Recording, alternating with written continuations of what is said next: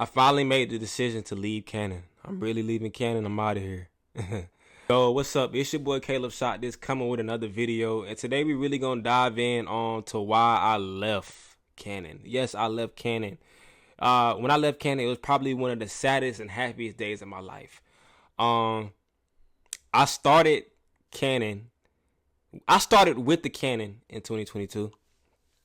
I had this dream. I just wanted to record football games and sports games. High school basketball, high school football, anything. I would record anything. Baseball. I just had a dream. And in 2022, the Canon T7i to be exact helped me, start my career and my journey. I remember the first shoot, it was a high school football game, and I was learning as I went. I shot plenty of sports that year. I was learning as I went. I had a kit lens 55 to 250. Man, I really can't even speak bad on this brand for real because it's really was my starting point. It was my starting point in my career. So I can't really speak bad on this camera at all. But, things change, Things change. And I'm going to dive into that right now on why I ended up switching. So recently last year, I ended up switching to the Canon R8. Not switching, but I ended up getting a new camera called a Canon R8. And I was really excited about the upgrade. I was very, very excited about the upgrade. It was a full frame camera, and I was moving on from a crop sensor. So you know how big of a deal that is. Full frame. I mean, not full frame, for the crop sensor to a full frame. That's a pretty big deal. So I'll say, this is like, I got it the end of 2023. My bad, guys. I got it the end of the 2023, and I started using it January 2024. I started shooting some 7v7 games with it in daylight. Daylight games. It looks so good, man. I'm gonna put the footage up there on the screen for y'all right now. It looked so good. It was so clean. It was so crispy. I was getting that look I finally wanted. It was so clear, so crispy. Good. The good blur in the background. The good depth of field. So it changed. High school football started coming around. I had to start shooting in low light situations. And I know what y'all gonna say. Canon's not that bad in low light at all. I don't think Canon's that bad in low light. I'm not gonna lie. It's not. It's not. But that is one of the biggest reasons why I switch. Canon's not bad in low light like that. Like, it's not bad. It's decent. But what I noticed when I was shooting my football games, which was in low light, stadium lights, iffy because they're not really good stadium lights, so you might as well call it low light. I paired my Canon R8 with the 7200 like I was using it all year previously. I was using the 7200 all year, so I paired it with my 7200. And at first I'm like, okay, this is cool, like it's getting night, like okay, I'm getting that look, I'm getting that kind of look.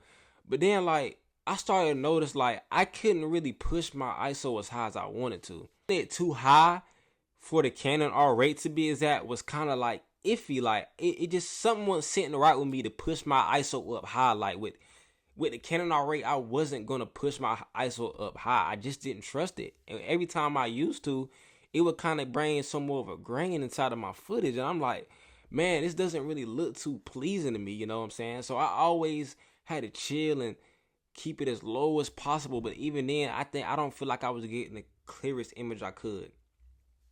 Not only that, I was using the adapter. Okay, that's another thing. I was using the adapter and I was putting my EF lens onto the adapter, onto the R8. And that can sometimes mess with your quality. Not too much entirely, but it can take away from your quality. I've seen it and I've had compared and I know it does. It can take away from your quality. I don't know, maybe sometimes it might have been my adapter that was kind of affecting my whole potential with my camera. But at the same time, that was really a big problem for me. And that's when one night I went into my room and I said, I want a camera that has the greatest low light capability. Not the greatest, but very good. It needs to be on that good. Like it's not going to fold. It's not going to fold in high pressure situations. Like it's not going to fold in game 7. You feel me? So I started looking up Sonys. Yeah, I said it. I started looking up Sonys. I looked them up.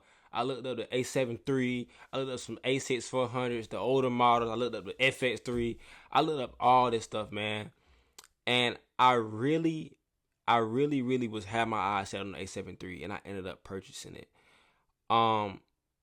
Ever since I have gotten the A7 III, it's been a time, like, and I've only had it for like 2 months now, but it's been a time. When I'm shooting in low light,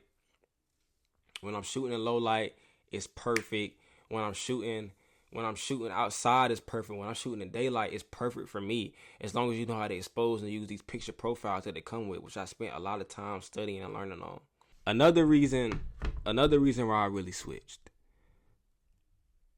The RF and the EF mount, the difference, the way RF doesn't allow third party lenses. RF doesn't allow no Tamron. They don't even allow Sigma, I don't think. That really was the deal breaker for me too. When I saw how many different third party lenses I could get with my Sony, it warmed my heart, because people that's on a budget and can't afford a RF $2,000 7200, like, we're left to go with the EF using the adapter. And I feel like the adapter really does take from quality. I'm gonna say it again. But knowing that Sony allowed third party lenses, man, I swear, bro, it was a blessing. It was a blessing, bro. Like, I was able to get a cheaper lens, 70 to 180 Tamron. I got the 50 millimeter on it right now, which I'm using this video for. I ended up getting it. The 70 180 with the Sony A7 III. And like I said, it's been a time shooting these sports videos, man. I have no complaints, because Sony's low light sensors are so great. It's actually beautiful. It's so great to use. It's awesome. I loved it. I really love their image quality and how they look in low light. So anyway, guys, when it comes down to why I really switched, it's really no bad blood with Canon. I really can't complain with Canon, bro. I'm telling y'all, like, that was my starter camera. Always has a place in my heart. You feel me? Always gonna have a place in my heart, man. But I've noticed, as far as me and my limits, or what the limits that I wanted to reach, I had to make the switch, and I don't regret the switch. I do still love Canon. I still think if you want to, you should go get the Canon, but you should know what comes with the Canon and what could possibly affect you while you are filming with the Canon. Really, to me, it's no perfect camera. It's what you need it for. It's what your needs are. What are you going to be shooting? Where are you going to be shooting? What time of the day are you going to be shooting? You have to know these things, because you just can't just go get the most expensive camera. Even the most expensive camera might not have something you need. Believe it or not. You have to get what is good for your abilities, in my opinion. Like, what is good for you and what you shoot. So, as I end this video, I want to say, hey, thanks for watching. For all the content creators out there, not just content creators, but sports video people, because that's my main people. The sports videographers, sports photo people. Hey, even if you think you don't have enough money to switch over and get a new camera or something like that, or you feel like you're limited with a old camera or an old camera, that don't stop you. That doesn't stop you at all. You can still make good content with a cheaper camera. I'm telling you, I can't stress this enough. I did it over and over. I can't stress this enough. You really can make great content with any camera. I don't care. I've gathered thousands of views with a camera that's not even top tier like everybody else has it. So just work with what you got, guys. Like, I'm only 3 years into this video stuff, and I've really learned a lot, and I haven't even reached my full potential, which I can't wait to. So as I'm ending this video, I just want to say, keep going. Like, keep going. All video people out there, keep going. Keep doing y'all thing. Y'all gonna make it. I'm telling you. We all gonna make it. I'm still working on being to where I want to be. So as we end this video, hey, thank y'all for tuning in, man. Please like, comment, and subscribe. Please subscribe. I want y'all to stay on this channel. I hope y'all let me know in the comments how I did with my speaking. I'm really working on this. Please like, comment, and subscribe. Leave a comment, leave a like, engage with me. I want to engage with people that watch my videos. So please leave a like, comment, and subscribe. And I'm going to see y'all in the next one.